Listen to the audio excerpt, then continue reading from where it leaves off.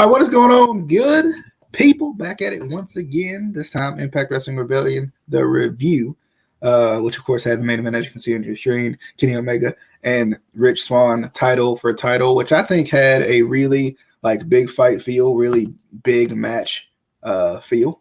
You know, I think that was an interesting part of that match. By the way, Adam is in the chat currently. I wanted to hear Adam and Casey's thoughts on this whole situation and what they saw with the title for title. So Adam, if you're available, just put it in the chat if you are available, or in our personal chat if you want to.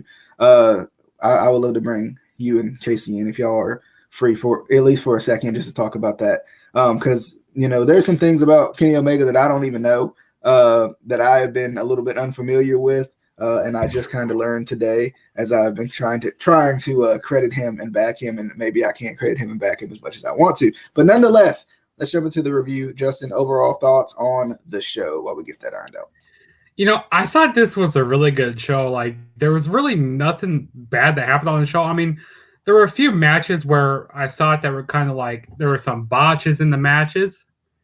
But overall, the show was pretty good. And there wasn't really anything we always talk about, with Impact, when they do a live show, whatever, when they do something live, it feels like they always have some type of technical difficulty. And they didn't have that here. It felt pretty good. I mean, the audio sounded good. The video quality was really good. I mean, all around, this show was pretty good. And this felt like high stakes. This could change the game of this could change wrestling here. This could change AEW and Impact Wrestling. So, and we saw a pretty cool debut on the show. That was awesome. So overall, I thought the show was pretty good. Yeah, definitely. I thought the show was pretty good. I don't think it was as good as what was the show before this? It was it's Hardcore Sacrifice. No, it's Hardcore Justice and then Sacrifice. Not Hardcore Justice. Sorry, Impact Wrestling fans. Not Hardcore Justice. Sacrifice.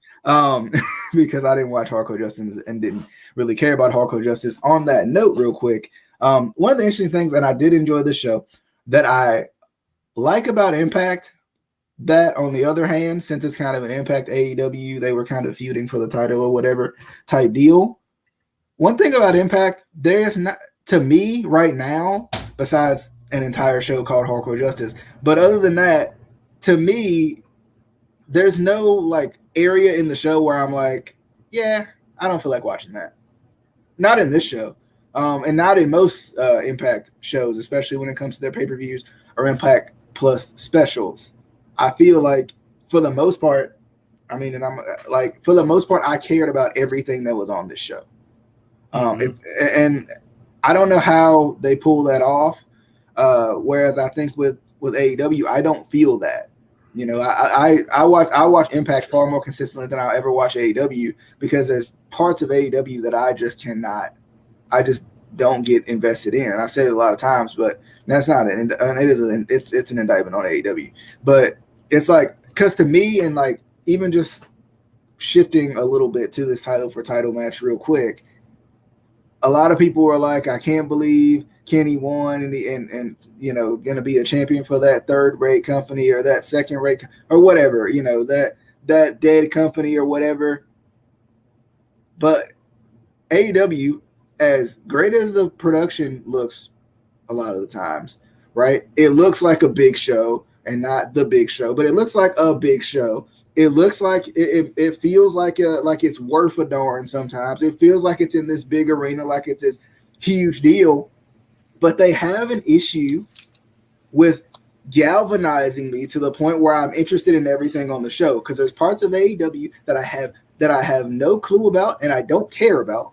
But there's other parts where I'm really invested in. For some reason, and I know for everybody that they have that certain show where they're interested in every single part. But for me, when I watch Impact, I'm interested in everything that they have on the card, whereas AEW doesn't do that for me. So when people try to bash Impact as this second-rate company and they should have been dead 25 years ago and this, that, and the third, I don't care. Because at the end of the day, they get me interested in what's on my TV screen, and that's the most important thing. You AEW does not do that. You said 25 years ago? They weren't even around 25 I years said ago. yes, because that's what they've been saying. Before Impact was even an idea, people were like, they're going out of business. It just frustrates me. This entire feud, that entire feud behind us frustrates me. That entire thing makes no sense. Makes no sense. Real quick, because I know you guys, of course, didn't watch the show, but I wanted it because I watched the Kenny Omega little snippet interview that you guys put Casey and Adam join us, by the way, in case you don't know what's going on. They know a little bit more about this Kenny Omega disrespecting the business, not respecting the business type thing more than I do. I had no idea. I think Casey is the one that knows the most about it. I had no idea. I was trying to stick up for this man. I was like, his promos suck, but sometimes when he talks, it's kind of good. And he's athletic, and he's got – but then, if you don't know the fundamentals of the business, or you don't care to learn, or you don't care to incorporate them into what you do, or you just want to have a spot fest, then it's not going to do you any good at the end of the day. When there's no psychology, when there's no in-ring presence, when you don't know how to feed off the crowd, when you don't know how to talk to a point where you can feed off the crowd and move and shift to a live crowd. But maybe I'm wrong. Adam, Casey, fill everybody in, because I'm sure there's other people like me that was completely oblivious to it. Well, I would like to point out, I'm gonna put myself over. I had heard about that clip months ago. I can't remember specifically when, but it was sometime last year. And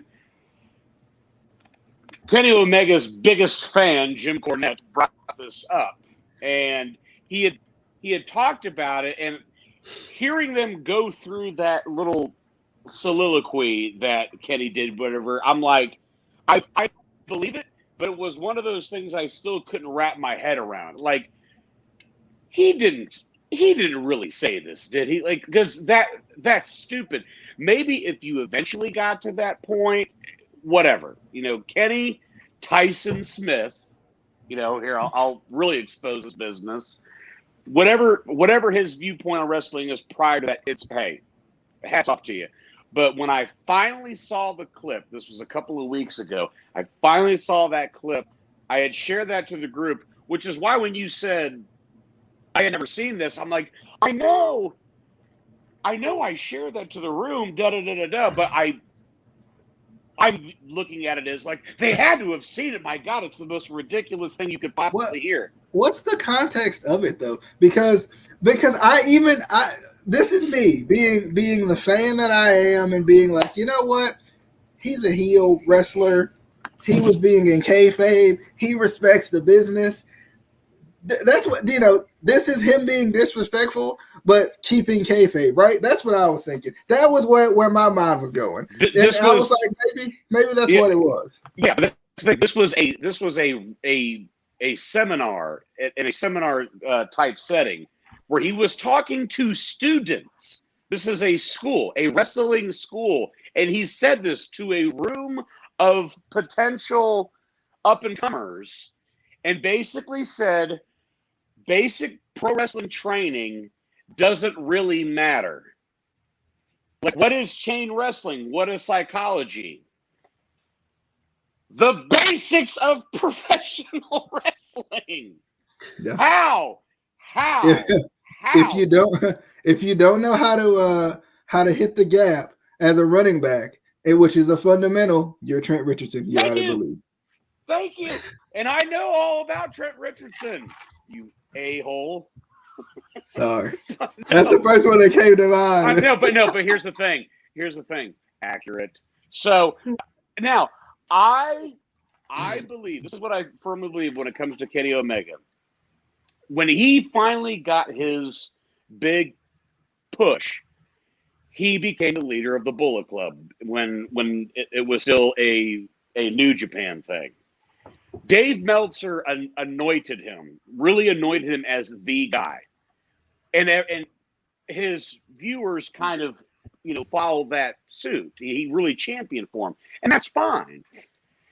Now, the stuff with him wrestling the doll and a 9-year-old, it's ludicrous, it's stupid, it's insane. But when I physically started watching him in New Japan, it was against Ishii, and then the matches subsequent after that. So I could let that silliness go. I'm like, okay, but he's not doing it now, so I can at least say, like, okay, he's now being taken seriously. But once more and more of his personal feelings started to come out, and particularly how you watch his matches, it was very apparent. So for him to do that, I think is the complete indictment on the business, because you are telling people who were, let's bored in the early 2000s, they think that this type of style is how it always is, or how it always should have been.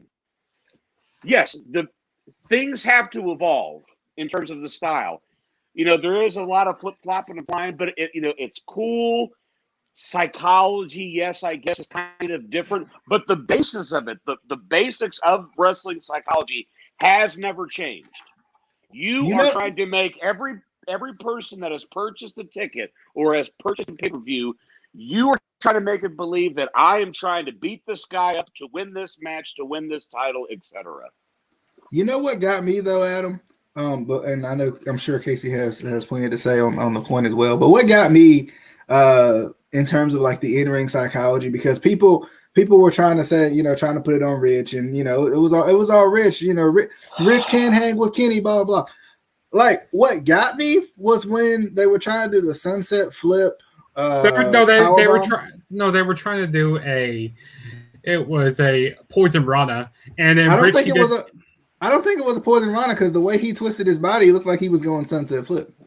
Or no, he was trying to do the whole his finisher off the top rope, the One Wing Angel, and then like I don't like how he kind of like fell off and like he kind of sold it. Like he should have went into a different move. You know what I mean? Like, and that's what I was about to say. Like that. Yeah, that's where him not truly understanding what to do didn't make sense, because he didn't hit the move on you. Why are you selling as if he did?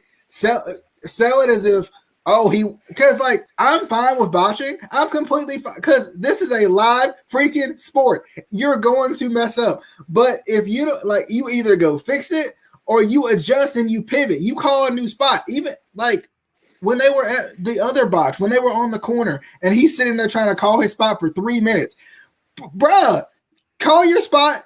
Don't make him come up to the top rope. He's not good. Like, I'm going to quote Dusty Rhodes. Don't do bleep that you don't know how to do. If you can't, especially if Rich has never done that, and I'm not saying Rich is not capable of doing it. Rich is an incredible athlete. Kenny is an incredible athlete. But that's my problem, is that those type of spots have to be hand carved into this perfect spot. But then the believability aspect of it goes out the window.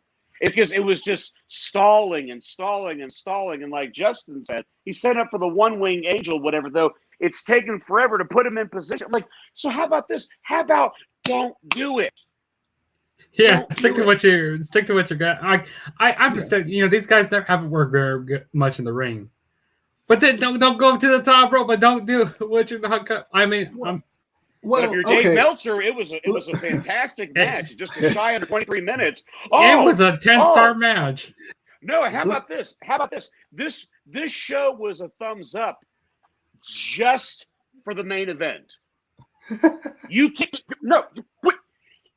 It could be an okay show with a solid main event. You can't be like the rest of the match was doo-doo, and then all of a sudden, wow, it's 8 million thumbs up because of the main event. Because again, you're exposing yourself when it's to the guy that you have anointed since whenever it was, 2013, 2014.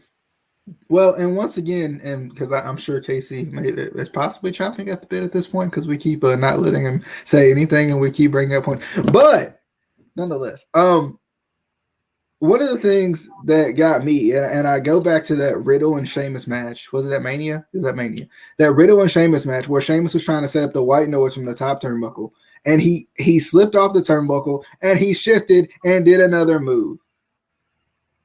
That's how it's done. I don't care how much we want to disagree that WWE is this, that, and the third. At least WWE guys know how to pivot, shift, and make something happen out of it. Go ahead, Casey. No, I don't even want to now. Well, all right, moving on. I've been interrupted so many times on this show. So On anyway, this particular show, you ain't this said nothing. mofo, okay.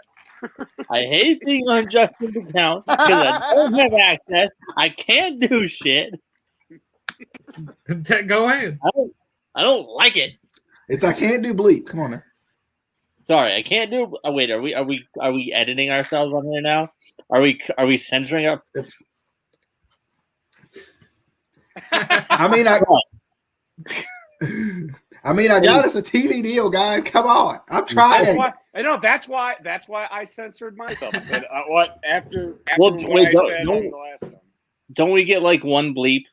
Like, don't we get like one F-bomb or something like that? Isn't that how it works? Like Mick Foley.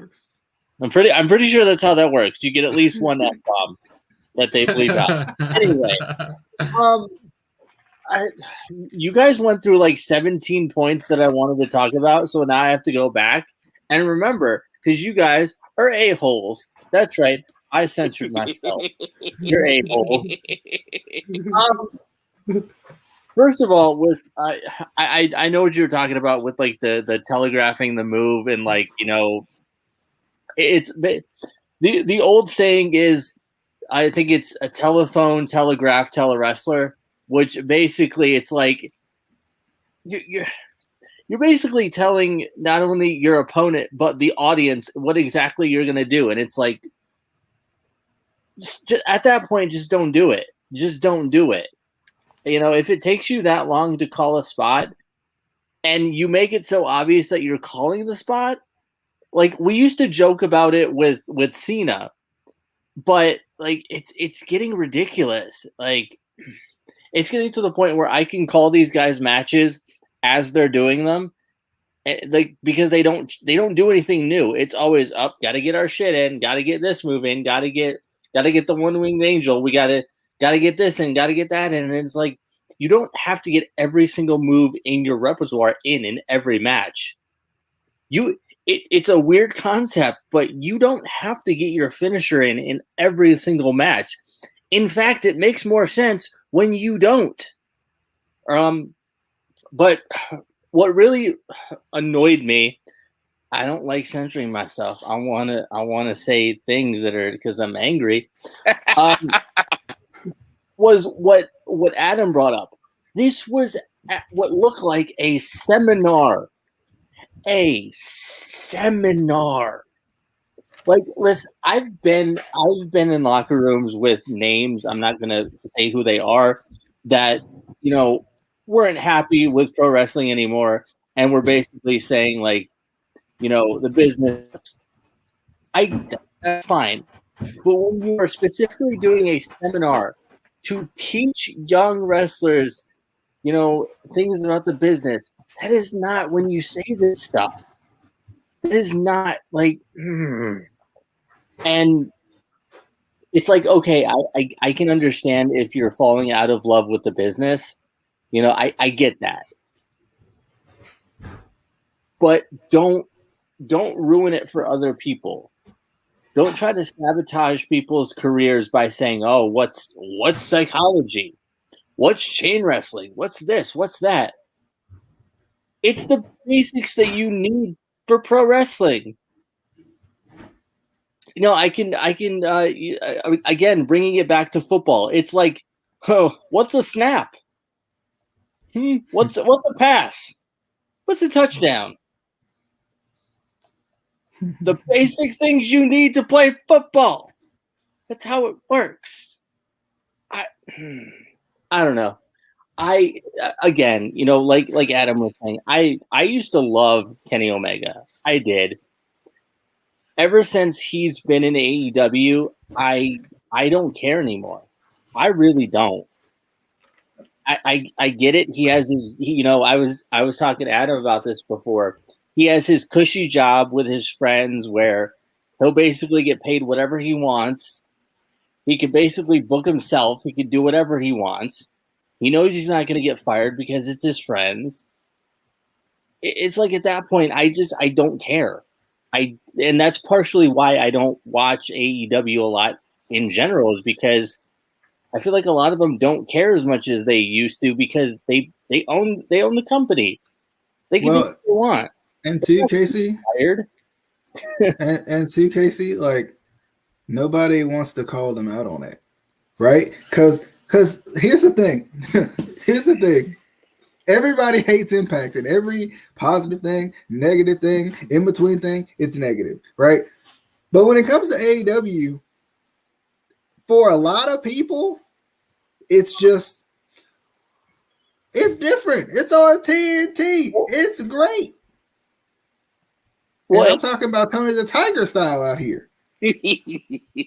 Well, and another thing real quick, Adam was talking about how, one match doesn't fix an entire show, and make a show great, which is the exact opposite. And I'm going to bring this up anyway, because I am slightly obsessed with this movie now. It's not a problem. Don't worry about it. It's cool. It's like Mortal Kombat fans, because of the few little things, saying the whole movie sucks.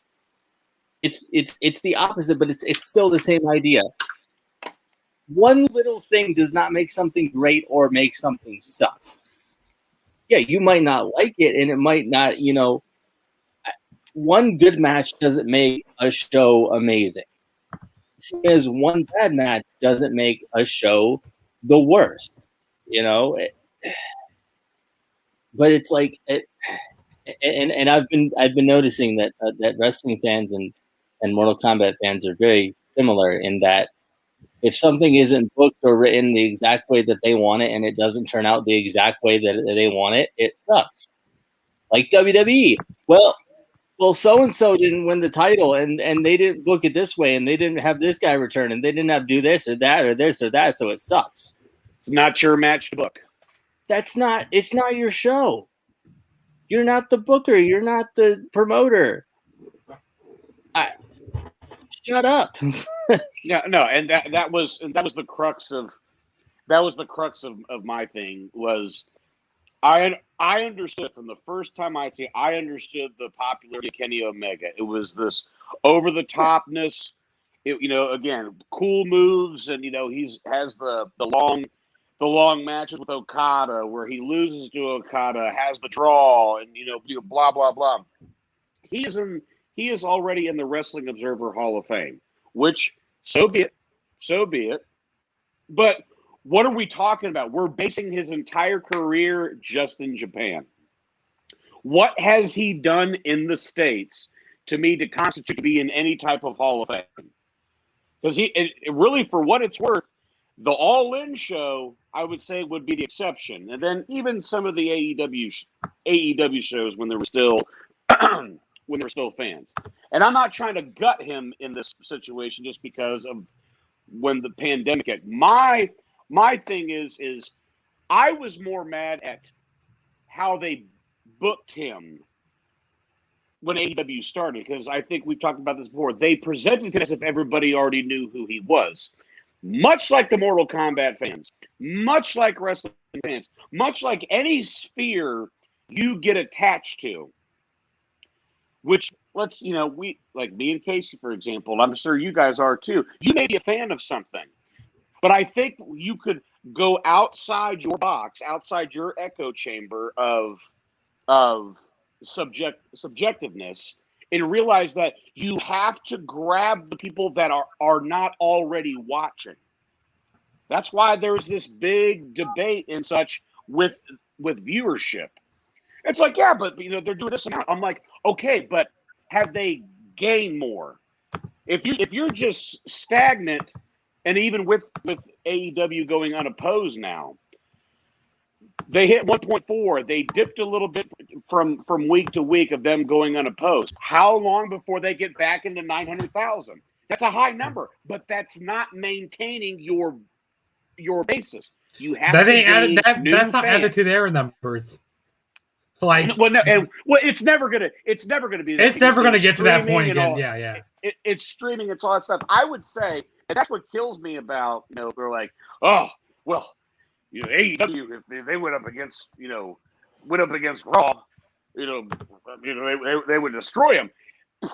They might edge him, but they wouldn't be doing like what WCW and WWE were doing back in the day. One's a 4.2 and the other one's a 3.0, a 3.1. That's a big discrepancy. So you have to garner the people that are not already watching wrestling, be your product. Get that people in. Always dipping into the well, which people get on WWF all the time. There's only one company that's been able to perfectly execute Tyson, and that was Vince McMahon. And Shaquille O'Neal, Vince McMahon, Snoop Dogg, even Snoop Dogg, yeah. So I'm just saying, like, if you're gonna cry foul, you got to. And I'm not saying that they don't try to use said celebrity, but they're thinking that they reinvented the wheel with said celebrities. So much like a Kenny Omega. You hit us over the head with this is the guy from New Japan, the big bout machine. It took us over a year just to get a small semblance of that. And I kind of understand why they waited so long, because, they didn't want to, like, kind of push him towards, the front line. Go like, oh, yeah, since, he's kind of run this company, he could do whatever he wants to do. He does whatever he wants to do. But they're kind of go like, okay, let's push him towards the back a little bit. Let's make him kind of work at that. But it's like they haven't really built, like, I like him more in New Japan because, like Adam said, like he said, it's like they haven't really made me much to care about him here in the United States. Like what has he done much? Well, no, but that was my thing, is that, like, I don't mind if they not necessarily put him to the back, but kind of just be like, not just kind of somewhat blended in. But every time he came on stage, that was the moniker. They think that was the build. But his first handful of matches, he lost. His first win in AEW was a 6-man tag. He lost to Pac. He lost to Jericho. I'm like, I thought this was supposed to be the greatest wrestler in the world. And he got beat, a guy that used to be on WWE TV, and another WWE guy who's 10, 12 years older than him. So anyway, because like, at least in my instance, because my dude just showed up. I'm just glad you gave us the time to hop on here and just give a little nugget of, like, tread lightly when it comes to Kenny Omega. I hope eventually how his perception can change, but you urinated in the face of anybody that has ever been in the business, and to anybody that actually takes the business seriously as a viewer. Well, also to kind of as he walks away, what an asshole! He's getting his dinner, bro. I don't care. I don't care. He's hungry, bro. He's hungry. I don't. You care. Go to your room. I'm in my room. You're not my real dad. You get out of your room. You're not my real dad. Somebody call his mama. She's on vacation. Casey, mama. Oh. She's on vacation. Anyway, like you were saying, with them, he left. Bye, Adam. Thanks for saying bye. He did. He said he was gonna hop off because his dinner was coming. That man hungry. No, but what were you saying? He's too busy waiting for Adam. Bye. Cool. I was gonna make a specific reference to you, and you just left. It's fine. I think he's back He's back on the video. Just so you know. So he's watching you. He's watching. No, if he's not in the call, it's not official. So cool, bro. You just leave. Just don't even say bye. That's a Justin thing. Are you turning into Justin now? Is that what we're doing right now? Is that what we're turning into Justin? Is that's what's going on here? Yeah, no, it's cool. I'm not mad. I'm disappointed. I'm just disappointed.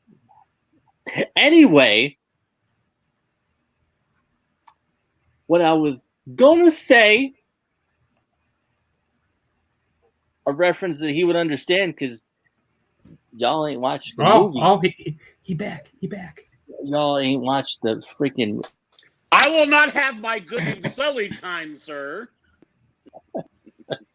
But as I was saying before you just so rudely left, no, like you were saying, with AEW assuming that everyone knew who Kenny Omega was, which is not the case. But there's the opposite of that, where fans don't want, and we've talked about this before, fans don't want to take the time to get introduced to new wrestlers, to new guys. It's like, he's just a jobber. We don't want to no, who's this guy? Who'd he ever beat? And it's like, again, all of your favorite wrestlers were at that point where nobody knew who they were. Mm-hmm. I was going to make the Mortal Kombat reference with Cole Young, the new character that they just introduced.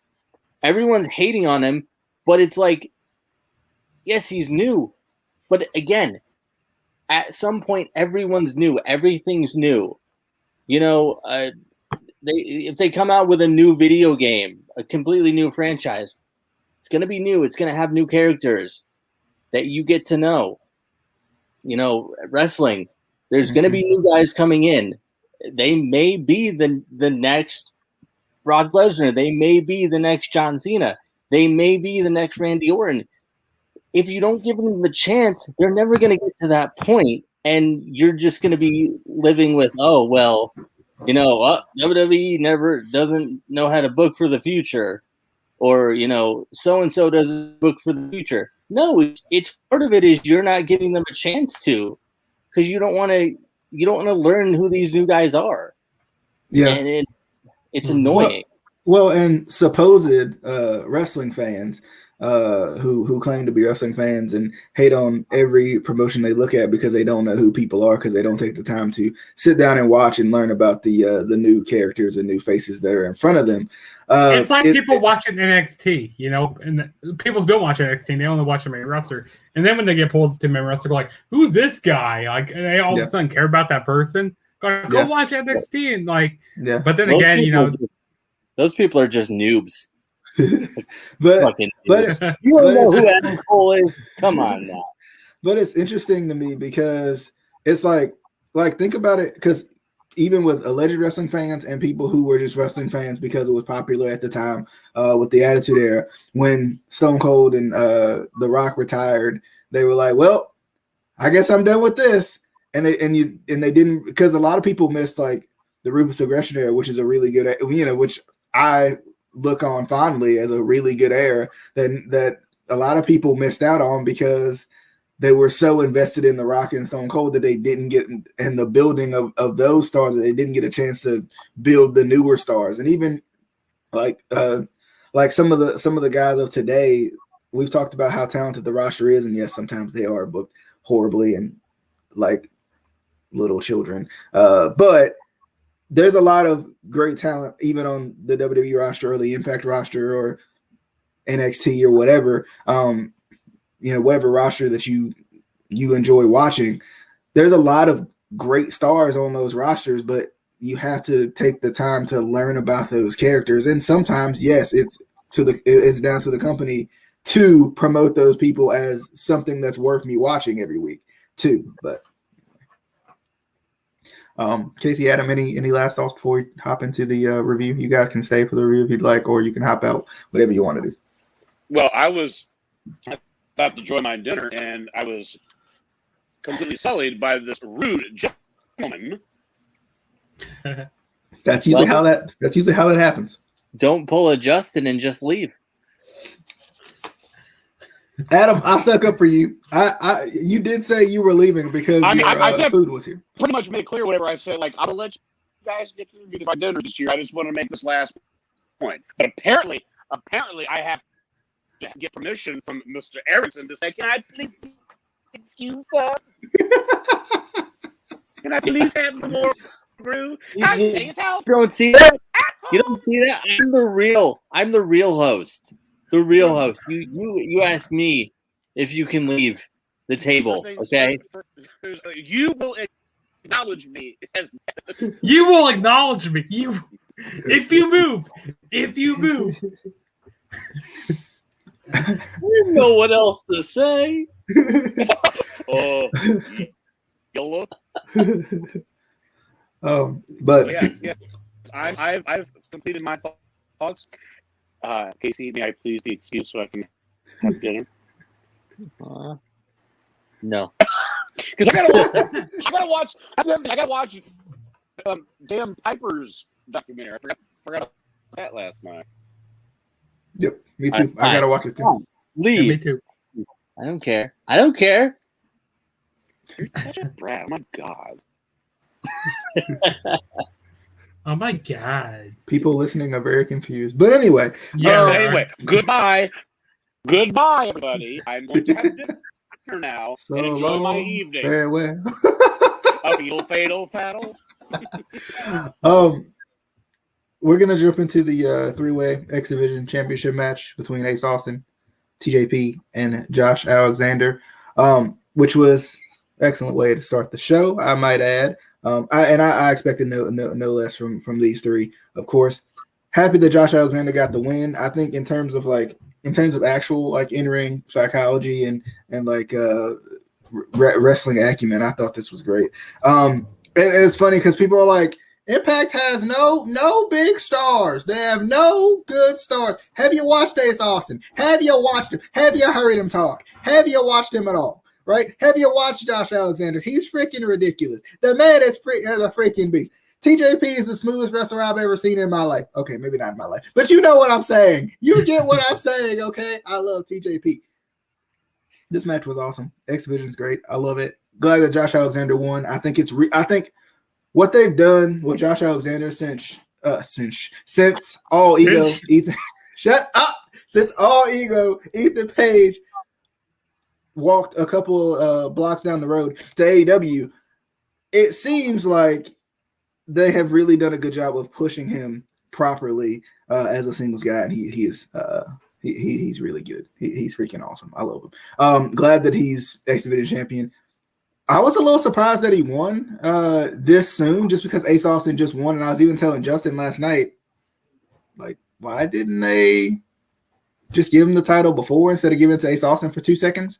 Which I love Ace Austin, but I was expecting a little bit more of a deeper run from Ace Austin again, but whatever. I'll take it. Josh Alexander wins, and I think it's still going to be a good thing to continue to build him. Justin, thoughts on the match? I guess Casey's going to be our shadow for the video. Yeah, I thought this was a really good match. A really hot way to kick off the show. Like they were this quick pace match here. I really like the spot where they, it was TJP. He had Josh Alexander, and what are you about to say? I thought you were going to talk there, Casey. I'm paint me the picture. Paint me the picture. If I didn't watch the show, paint me the picture of what happened. Okay, so I like how TJP had Josh Alexander in the octopus, and DJ's painting over there. Yeah, paint it all up. Yeah. So TJP had Josh Alexander in the octopus, and then for those who may have never seen the octopus, explain the octopus to me. It's a submission. It's a submission maneuver. You got your leg. Like I can't. Go check got your leg up here, then your knee over there, then your arm over here, then his head up here. Yeah, you got all that stuff, and then you had Josh Alexander do the ankle lock onto it was Ace Austin. So I like how they had that like big three-way like type of submission going on. That was pretty cool. These guys, this been having some. What's that? Just ignore him. Just go. Ignore him. But no, this was a really good match here. Really enjoyed it, and I definitely agree with you, DJ, on how. Like why they took the title off of Ace Austin so quickly, because I feel like they've been hot potatoing this title for so long. Like, but I'm not mad about Josh Alexander winning, but it was a good match. I enjoyed it. If you haven't watched it, go check it out. Casey, go check it out right now. Is it free? I mean, you can go watch it free now. The highlights are free on YouTube. Because I'm broke. The highlights are free on YouTube. Watch wrestling. Watch it. Violent by Design versus Chris Sabin, Eddie Edwards, James Storm, and Willie Mack. I'm sure that's going to be something Casey's going to be like, what? Chris Sabin cut his hair, which was weird. I like the long hair Chris Sabin a little bit better. But anyway, Violent by Design, which was Diener, Joe Doran, Rhino, and the newly debuting W. Morrissey, who is also known as Big Cass. This was good. It was good. It was enjoyable. I liked the debut of Big Cass. I thought that was good. He looked great. And I think he fits in with Violent by Design a little bit, or at least as like the hired gun type thing for Violent by Design that he can break off. Because of course, Eric Young got, if I'm not mistaken, from every report I've seen, towards ACL. So he'll be out for at least 6 months, maybe 9. Is what they're saying. So it was funny though watching Eric Young because he was sitting on the stage watching the match, and he just looked like a WWE video game manager, where he would, every time something bad would happen, he'd be like, "Oh no!" And then when something good would happen, he'd be like, "Yeah." I don't know why they make managers act like WWE video game managers, but whatever. Casey, does C.R. O'Malley act like a video game manager when something bad happens? He just like.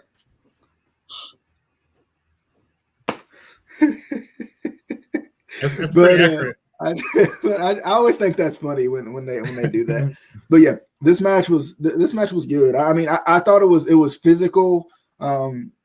I didn't think it was a spot fest or anything like that, but I think it did its job in terms of slowing down everything a little bit, like cooling everybody off, but also being a good match with a nice debut as well. I mean, I wouldn't have expected Big Cass to be the debut if I wouldn't have seen somebody report that it could happen. That's what made me think, especially with EY being hurt, that's the direction that would go. But it was good. He looked great. I hope Enzo comes in. I really do. I want to see Enzo come in, and he doesn't have to work with Cass, but he could. I mean, I wouldn't hate it. But one thing I was surprised about before I get Justin's thoughts was Jake something was not in this match.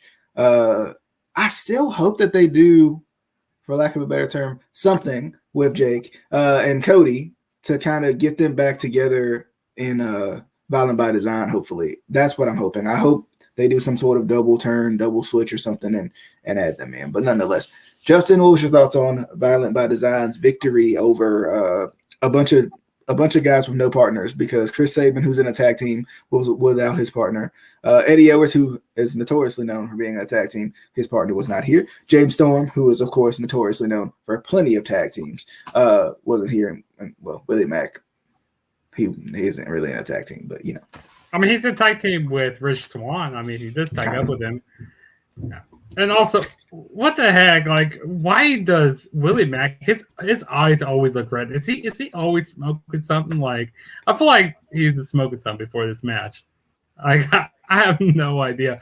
But there's actually one graph I have. Like, W. Morrissey. That's what they want to call him. It's better than LA Knight. W. Morrissey. Like, I wouldn't drop the W. Just call him Morrissey, because I think it's a pretty interesting name. Like, what the heck does the W stand for? Wombo Morrissey. That's his name. No, but this was a pretty good match. I liked how dominant Morrissey was. I'm just gonna call him Big Cass. I can't call him this.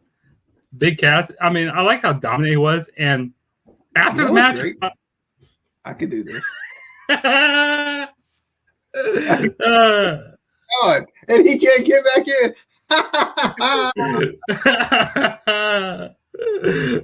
No, but this was Casey, you got to cash up me $50 to get back in. Bam! Oh man, I see what you're doing there. Straight to the moon. Straight to the moon, baby. No, but this was a good match here. I enjoyed seeing Big Cass's debut here, and I like how at the end, how they had Big Cass, basically in the ring, and I don't know if they're going to have him officially join Violent by Design, but I wouldn't mind it. And I feel like they're going to make Eric Young kind of be more like an MVP type of, like, more the mouthpiece now since he's injured. I think that's one of the pros of Impact, though, is not having to travel as much, because like with the if you get injured, you don't have to worry about trying to travel injured people to the next city and the next city and the next city. So you can keep them on TV because WWE does struggle with that. Keep people relevant while they're injured, which I think is something that should be done. And also another point I want to make. Another gripe I have about the show is like I kind of wish they were in a different, like bigger arena. Like, I don't know, have the show at Daly's place. Like, you can have AEW and Impact in the same arena. And you can have some fans there also, instead of that crowd noise. Because I feel like that's what Impact is still missing, is having a crowd. And I'm definitely missing the crowd. Yeah, that's definitely I'm missing. I don't know. They should just go somewhere, like a different venue, to make it feel different. Yeah, but I mean, I don't know what their restrictions are. Even though, well, they only really working with what Kenny, and that was pretty much it. And I guess Don would be over there too. But and then Private Party. I mean, but I'm talking about for this particular show. Oh yeah, true. It's been of course, more than 2 weeks since they worked with Private Party. But Brian Myers versus Matt Cardona. I was gonna say Casey, what was your thoughts? But as you can see, he's always giving his thoughts. Justin, go ahead and go first. This was a really good match. I like the spot where Matt Cardona. Hey, we got a comment right here. What's up, Brian? Awesome. Hey, nice of you to join the stream, man. Thanks for joining, brother. Hey, also, you did a good review on your channel, also. Just, by the way. Also, Ryan, if you haven't already, you should like the Facebook page, facebook.com/ICW podcast. We don't know who the mom is down here underneath us. We don't know. He's just here for random purposes. But continue. No, but I thought this was a pretty good match. I like the spot where it looked like Matt Cardona injured his knee. I don't know if it was just a work or if he actually injured his knee, but I like that spot there. And I think they were talking about who was it, that UFC fighter that broke his leg? Chris Wildman. Yeah, Chris Wildman. I like how they kind of brought that up. Like, so that's what I thought. I thought that was going to be an actual. I thought that was actually real there. Oh, Casey, while you're muted, you should go watch that video, so we can get your thoughts on it. Anyway. No, but I thought this was a good match. I'm kind of surprised that Matt Cardona won this match. So I feel like this feud's going to continue more because I feel like they haven't really built up Matt Cardona here very much. But no, it was a good match nonetheless. It was a good match though. Okay. Moving into I didn't get my thoughts real quick. My thoughts on this match: good match. It was good. Of course, they have chemistry together because they're pretty much best friends. I'm glad they finally got a chance to get in the ring together because they really haven't in terms of a match wise. But I think the feud has been good. The feud has been exciting. The feud has been fun. And also, it's been enjoyable. And also, Brian Myers, he's the bigger edge here. Like this match was to figure out who's the bigger edge. And it's definitely Brian Myers because I like that promo that they were doing. They're not going to give Matt Cardona any wins, I don't think. Though. That boy. But I like that promo that they were doing before this match. When Brian Myers took off his eye patch, he was like, he said something about staying clearly now. Kind of a reference to Edge there. So I thought that was pretty cool. But nonetheless, both these guys have really good chemistry. It was a good match. All right, Rachel Ellering and Jordynne Grace versus Fire and Flava. Fire and Flava should have survived and won and kept the titles here. And they should have waited a little bit because to me, this doesn't make sense. This is one. I mean, the match was good. I mean, Jordynne Grace whipped on a suicide dive and almost broke her face. But other than that, like the match was good. I think Fire and Flava work very well together. The one thing about it though that I'm not a huge fan of is Jordynne Grace and Rachel Ellering have teamed together. This was the first match. There's no previous. Okay, they've been a team for years, but Rachel Ellering just came in, to Impact, and that's why they're such a good.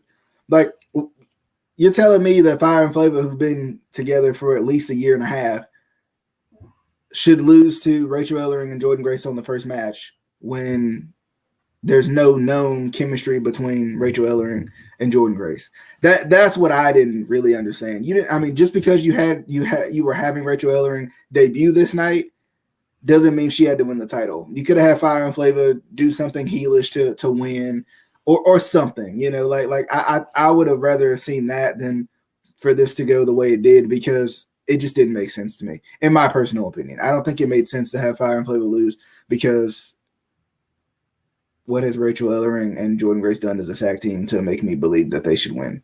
I mean, Havoc and Nevaeh have done more as a tag team to make me think that they should win, as opposed to this. But nonetheless, well, it's Casey. It's kind of hard to hear you when you're practically a mom. So it's not really anything I can do about that. But anyway, moving forward. What was your thoughts on me? I thought this was an alright match. I mean, the match was a bit shorter than what I wanted it to be, and I definitely agree with you, DJ. Like, you know, for the first time for them tagging up, they just give the titles to the, like, I just don't understand. But I like how they were matching, like, their attires they were wearing matching attires. I thought that was pretty cool. I mean, but the match was just all right to me. I mean, nothing crazy out of this match. A bit repetitive in this match, I mean, it was all right. But I want them to bring more tag teams into this Knockouts division, because, I mean, so we got Jordynne Grace and Ellering right now, and then we have, Fire and Flavor.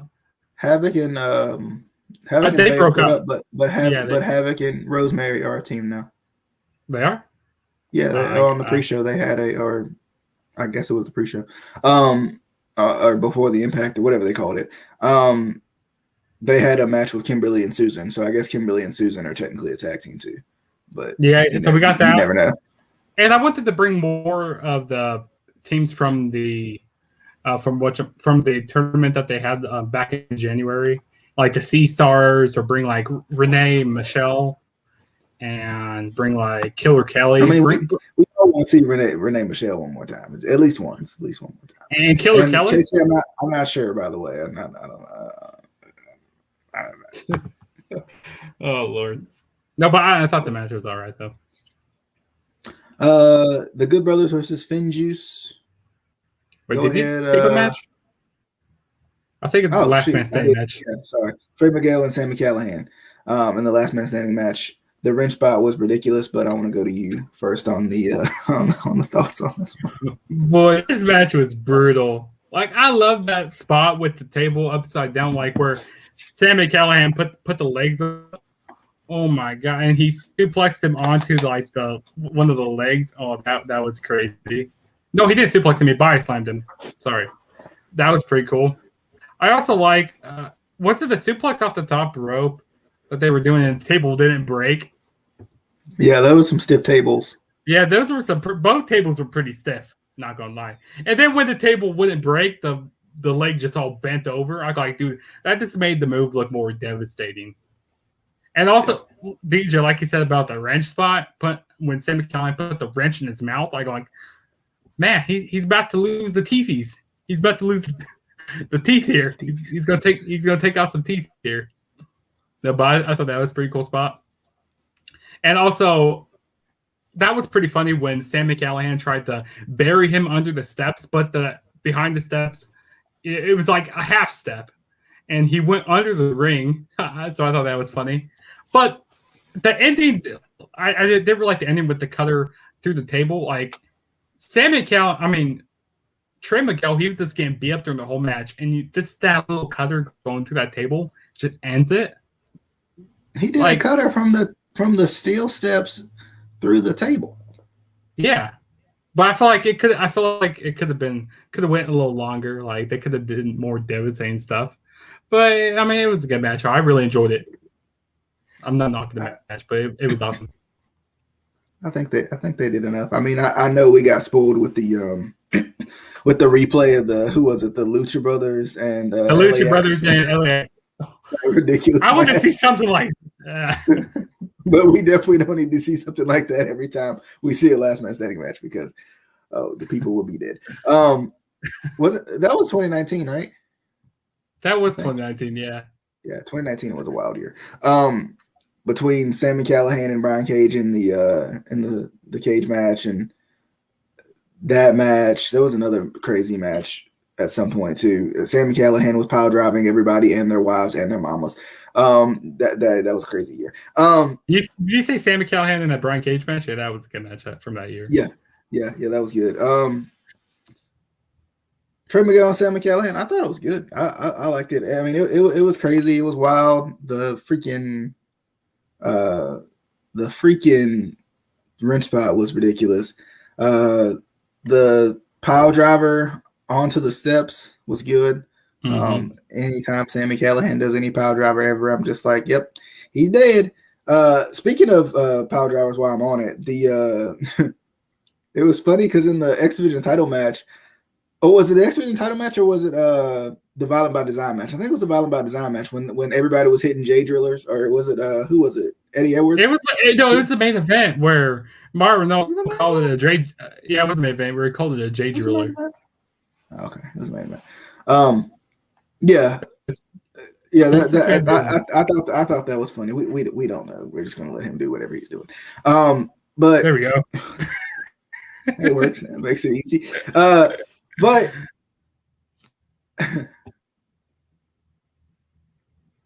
you can mute yourself and talk. No? Okay. Anyway, but yeah, I mean, I enjoyed this last man standing match. It was really good. It was exciting. Trey Miguel won, which I think is the right person to win because Sammy's done so much that he's kind of gotten to the point in Impact where he's got some time to put some people over. I still want another world title run because I took his world title run for granted back when he won it. So I need another Sami Callihan world title run. Thanks. Okay, bye. Finn Juice and the Good Brothers. Justin, thoughts on Finn Juice and the Brothers of Good? I was kind of surprised that the Good Brothers that they didn't win here, because I felt like they're not going to have these championships, like both these titles, in two different companies. Because I don't know if they fully signed with Impact. I mean, maybe they probably did, but I'm not sure if they fully signed with them.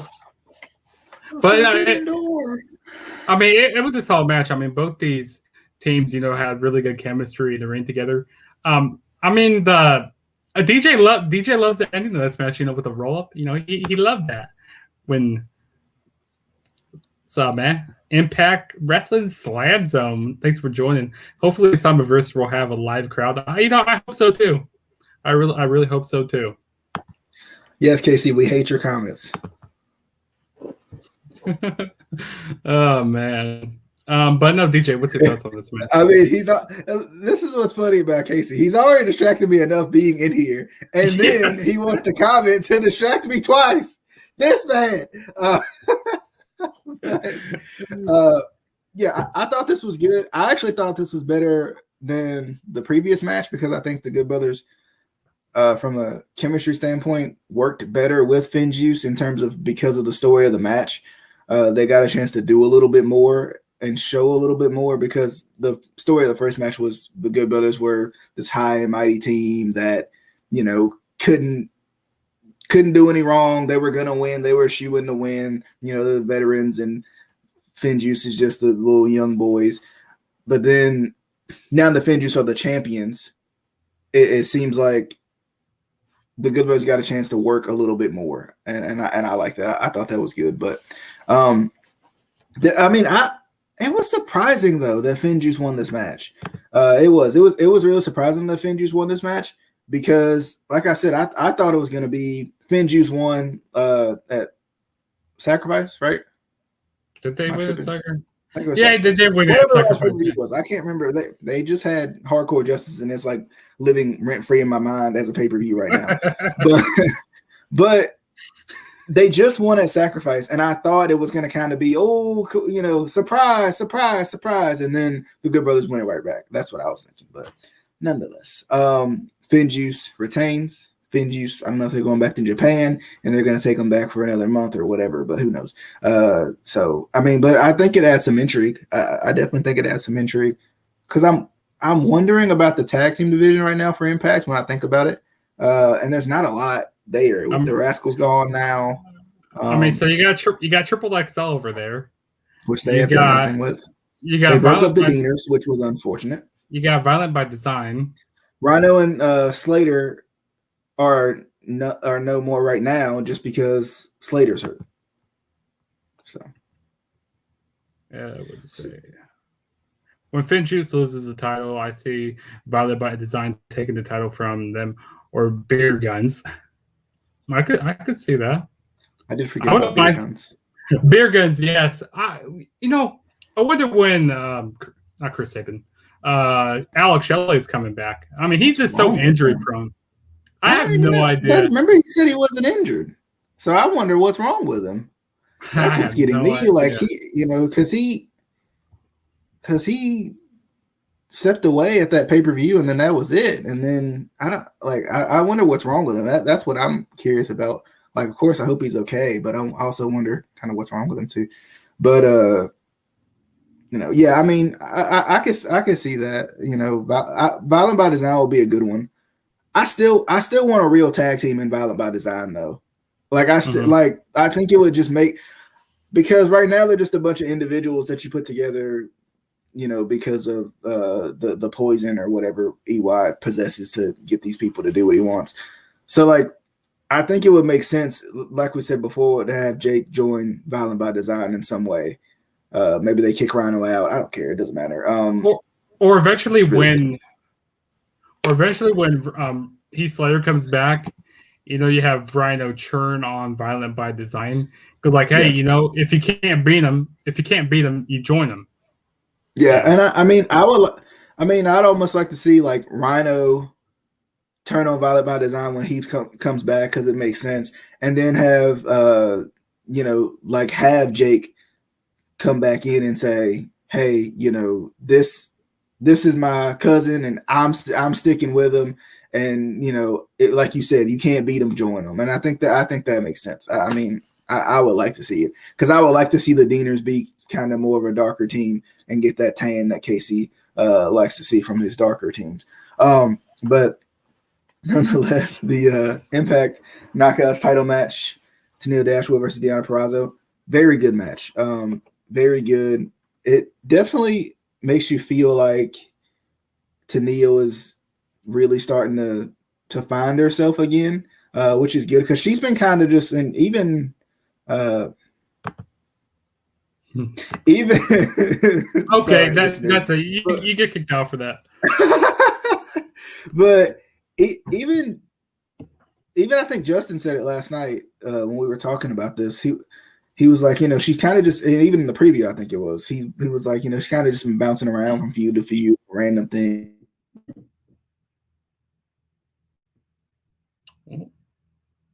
DJ, I guess his internet crapped down on him right now. But no, I thought this was I guess I'll get my thoughts on this match. I thought this was a really good match here. And so what I was talking about last night, I felt like that Tennille Dashwood, she was just bouncing around to different type of feuds. Like she was trying to be in a tag team with people, and then people were trying to take her seriously. But it's I'm happy that they're actually giving her more of an opportunity now to go for the title, because she's a really good wrestler. And I feel like last night, what's that? Can you sit? Oh God. Okay then. Hey Casey, talk about this. Talk a little bit, Casey. Maybe if you'd show my comments, you jerk. Talk a little bit. These comments, and you ain't showing not what. It's Tava time, baby. Tava time, baby. Man, technical difficulties right here. Oh Lord. Yes, welcome to the Instant Classic Wrestling Podcast. The only podcast that's always an Instant Classic. And I mean always. Lord. Good Lord. Good Lord. Okay, so yeah, but I thought this match was really good here though. Let me get back to my notes here. Yeah, I like how the chemistry that they had in the ring together. Deonna Purrazzo working on Tennille Dashwood's arm in this match, I thought was pretty good. But this was pretty good stuff. And Tennille Dashwood, I'm happy. I don't like how we had some interference in this match. Also, I wasn't the biggest fan of Tarver time. Jeepers, this man's. DJ, go ahead. Power went out for kicks and giggles. My power went out, so I'm on my phone now. So here we are. But yeah, I can't remember what I was saying about. I think I was talking about how Tennille Dashwood had. You were talking about how it's Tarver time. I wasn't. But I was talking about how. Oh god. I just this point without any reference to Michael Anyway, you remember that time though, Casey, that I reached out to him for music and he wouldn't let me use it? That's why I hate him so much more now. Okay. Anyway, I feel like you never did that. I did. I was like, I hate this man, but he makes music now, so I was like, maybe he'll let me use his music. But anyway, no, if you did that, you would have asked him for an interview. I can't remember if I asked him for an interview. I don't remember.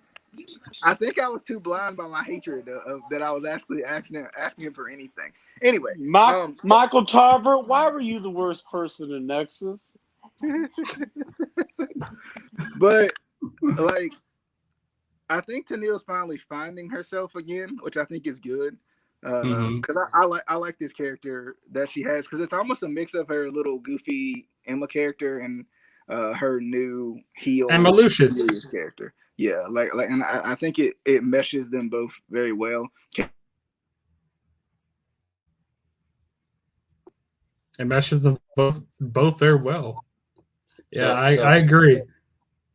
He made such a good point. He's stunned.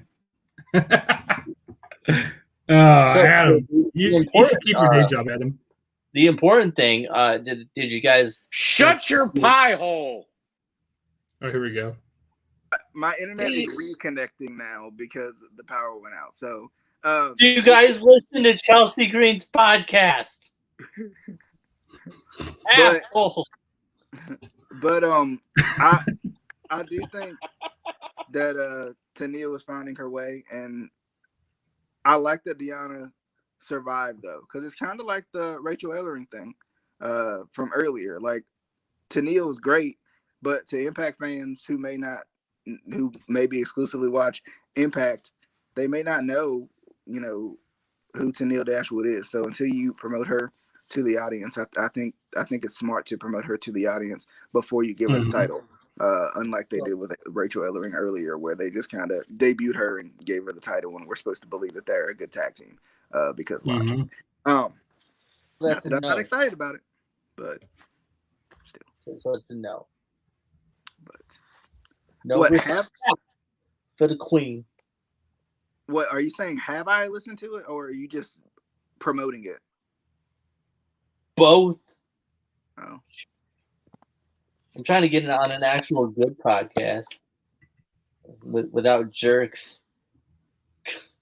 Chelsea, we'll probably get Tennille versus Taylor Wilde at Slammiversary. I feel like Taylor Wilde, she's gonna go.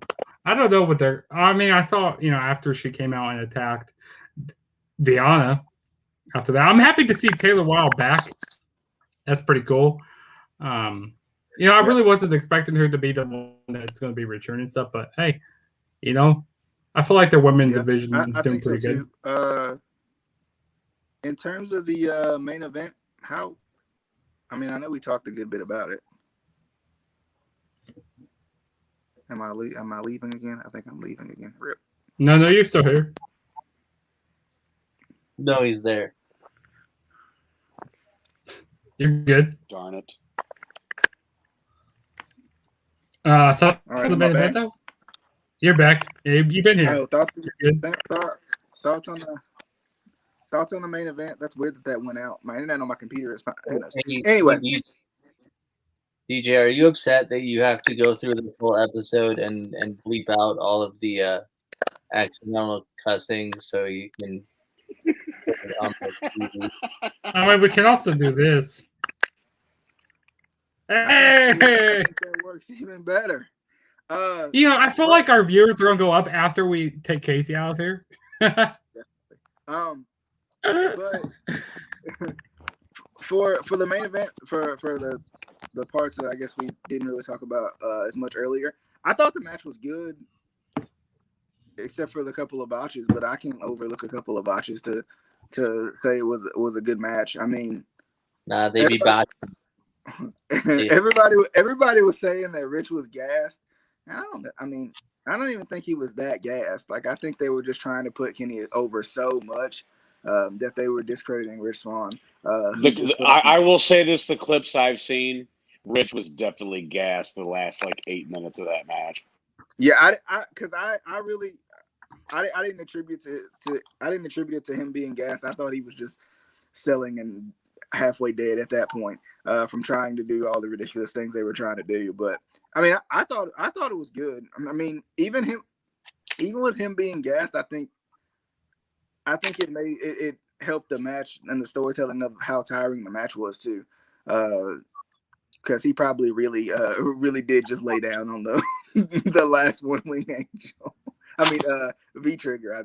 But I mean, like I said, I thought the match was good. A couple of botches were unfortunate, and kind of wish that it would have went a little bit better. This was not as good as Moose versus Rich. Moose versus Rich was ridiculous. And I was telling Justin this as well. I'm glad that Moose didn't win the titles, because if Moose would have lost to Kenny Omega and lost all of his steam because of Kenny freaking Omega, I would have been sick. I would have been sick. But nonetheless, what was your thoughts on the main event, Justin? Unless you already gave them, because I kind of. I have a good. No, I thought this match was really good, and I could set aside those botches that happened, and it's like, I understand. These guys haven't worked very much in the ring together, but the stuff that they were doing pretty good. It was a good match. Even the stuff when they had the whole shenanigans with the whole referees, both referees up there. They had an Impact referee, and they had who's the AEW referee? What's her name again? Her name's blanking. Aubrey Edwards. Right, Aubrey Edwards. Yeah, they had her out there. I like when Rich Swann. There we go. I like it's when easier to be on my computer. I like when Kenny Omega pulled Rich Swann. Pulled Brian Hebner, and he took that cutter. That was nice. We saw a whole bunch of V triggers. I mean, a whole bunch, like 7 billion V triggers in this match. And I was hoping it's Kenny's best move. It's his best move. I mean, it's so devastating. Seven moves of doom. V trigger. V trigger.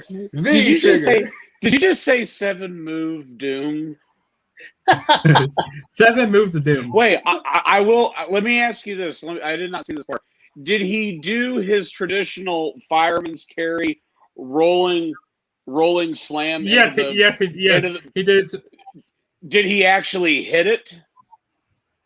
Yes, he did hit it. Yes. Oh my God, it's like 3 out of 8 million tries. Because he always says, "You can't escape. You can't land this move." I was kind of hoping to see when Kenny Omega was going for the One Wing Angel, I was hoping to see like a Poison Rana or something crazy go down, like especially off the top rope. If Rich was really so tired, I think he was too tired to pull it off. Honestly, true. If he was as tired as everybody is saying that he was, and of course Adam physically saw it, I would think that he probably was too tired to pull that off well. So I think they were because as many times as Kenny went for it, I think they were thinking about it, like they were considering it. Also, Goldberg was concussed, and he still tried to give the Undertaker a jackhammer, and then dumped him on his head. And also, what was that cameraman doing during this match? They did some bad camera work in this match, also. It was pretty bad. Like I they don't kept- know what the main camera guy that they kept going to on he the tripped or something at one point. like he was filming the steps and it was hilarious. I was like, who is this man? Is he drunk? Somebody. One thing I will add to counter what. Now you read comments. I make comments. They don't read them. Don't read them at all. I post comments. Don't read them at all. We read most of them. I mean, I was reading them, but we weren't putting them on here. I mean, you could have talked. You could have told us your feelings, but you just wanted to type. I wanted to, Justin, you're an IG, you're not WP young boy. you're Lord. an ICWP young boy.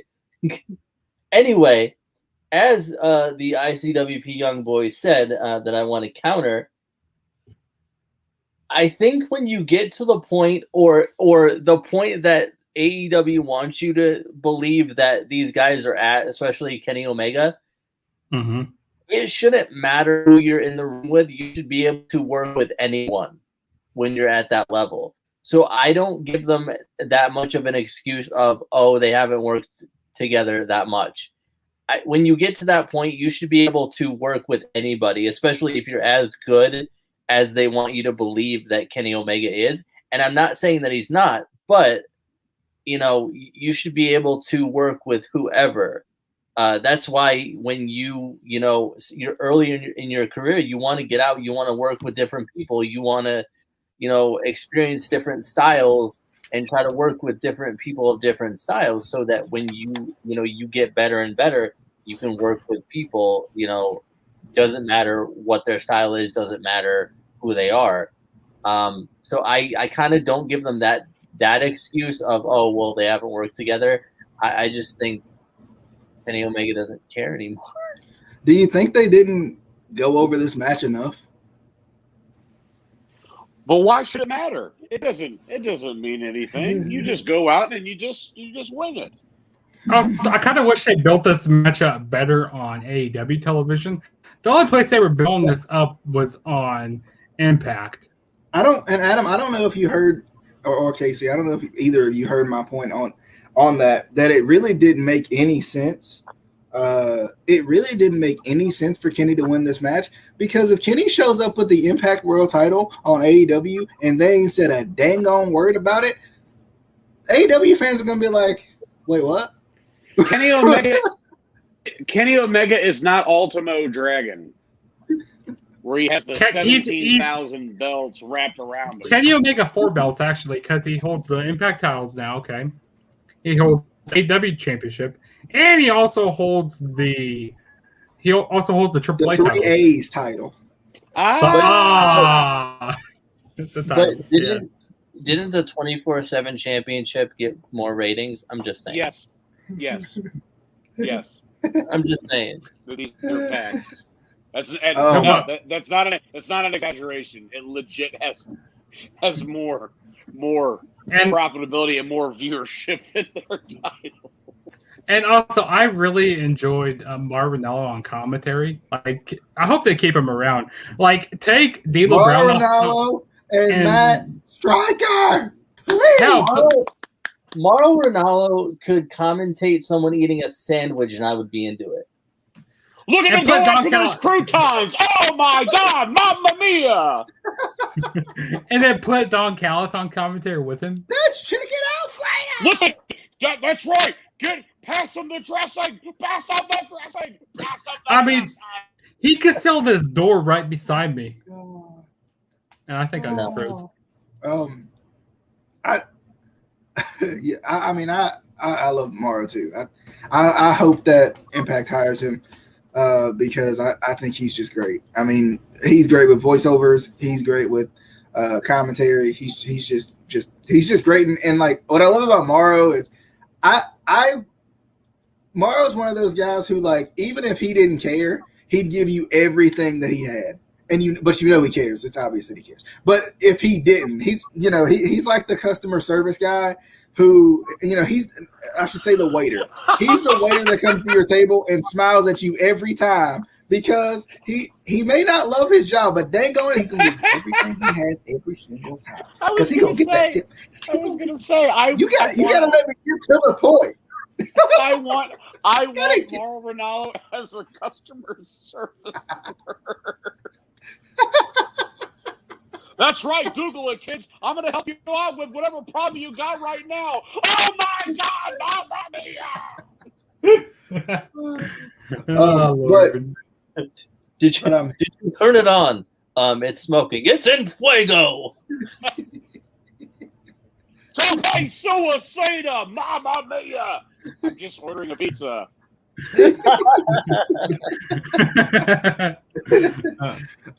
But any final thoughts on Rebellion, Justin? No, I thought this was a good show, and if I had to rate the show out of 5, we got their comment here. Mauro Ranallo and Don West would be epic. Oh yeah, Don West. I wish they would bring him back. No, it would just be yelling. It would just be yelling. But Don West, I love Don West, but he didn't know crap from apple butter about professional wrestling. Just be yelling the whole time. That's funny. No, but if I had to rate this show out of 5, just an entire show of yelling. Oh my God! Tope suicida! Oh my God, mamma mia!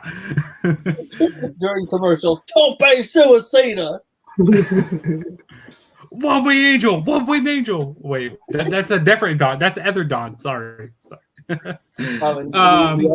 also need Snoop Dogg. Give me my money. Give me my. Oh wait, no, that wasn't a rigged fight. Sorry. No, but if I had to rate this show out of 5, I'd probably give it probably a good 4.5 maybe. And the best match of the show was probably hell, I'll give it to the Sam Callahan and Trey Miguel match. I think that's the best match of the night for me. What about you, DJ? Best match of the night was the opening match. No. Best match of the night was probably Deonna Purrazzo and Tenille Dashwood for me. I really enjoyed that match. The opening match was really good. For me, match of the night was the death match between This is why we don't invite him to things. This is why. And this Bloomy, is the reason. And it's a close second. Hey, next time, remind me not to invite Casey. Thanks. Bye. Close second was James Ellsworth versus Enzo in the Last Man. What were you saying? Thank you. Don't even add it back in. Just leave it because he'll never stop. He'll make up matches all night. He really will. He's gonna be the next match was the match managed by C.R. O'Malley. Anyway. But anyway, for me, I'd probably say this show was a I don't know, 3.5 because I don't think it was as good as Sacrifice, but it was still good. It was still actually I think I gave Sacrifice 4.5, so I'll give it a 4, I guess. I'll do that. Impact Wrestling Slam Zone's got a match of the night. Violent by Design match. Second one will be X Division. That's solid. I thought the Violent by Design match was really good. I really did. A lot of stuff going on in that Casey match. doesn't cry real tears because he looks like he's about to. As usual, as always. I just wanted to talk about the epic confrontation between Doink the Clown and Crush. Oh God. And Crush. Okay. That's all I wanted. He knocked him out with a fake arm. Come on, Lance. Yella? Yella? I don't know what else to say. Boy. But as always, if you want to listen to us, there's DJ, Google why is there a banana on my belly? If you want to listen to us, Anchor, Spotify, Apple Podcasts, below, as you can see. You've seen it the whole show if you haven't taken note of it before, but it is there. You can listen to us as well. Yes, Justin. And I just want to thank everybody for watching this crazy show here. You know, I just want to thank Ryan Awesome, which, you know, he is indeed awesome. Thanks for watching the show. And Impact Wrestling Slam Zone. Thanks for watching the show also. Shout out to that Casey Erickson guy too as well. He's a good guy. And also Adam Sagai. Shout out to him. Saying yes to Michael Tarver, by the way. I was. I really was. Adam Segi. Adam. He's Segi. Oh man. Don't you? Anyway, don't you? Appreciate everybody for coming by as always. Thanks, Casey and Adam, for giving your input too on kind of some. Are you sure? Things. Are you sure? Well, sometimes. But nonetheless, next video that will be on the I don't know if it'll be on Justin's channel too, but I know it'll be on the Facebook page for the Instant Classic Wrestling Podcast. Will probably be the A&E documentary discussion at some point this week. I'm not sure if we're talking about tonight. We're not. I thought. What is sure? Well, if you didn't make this show go an hour and a half, we probably could have pulled it off. But you named off matches I know for. It's only 11:46. We can do it. 30 minutes. But anyway, definitely hope you guys enjoyed as always. That'll be the next video that we do. Nonetheless, We're gonna do it next. We'll have it up for you tonight. Don't hold your breath. We'll see you guys on the next video. Definitely hope you guys enjoyed. Until next time, this was the Instant Classic Wrestling Podcast, the only podcast that is always, and I mean always, he means always, Casey in his absence, I don't know where he went, means always. Thank you. Why'd you bring it back? An Instant Classic. It's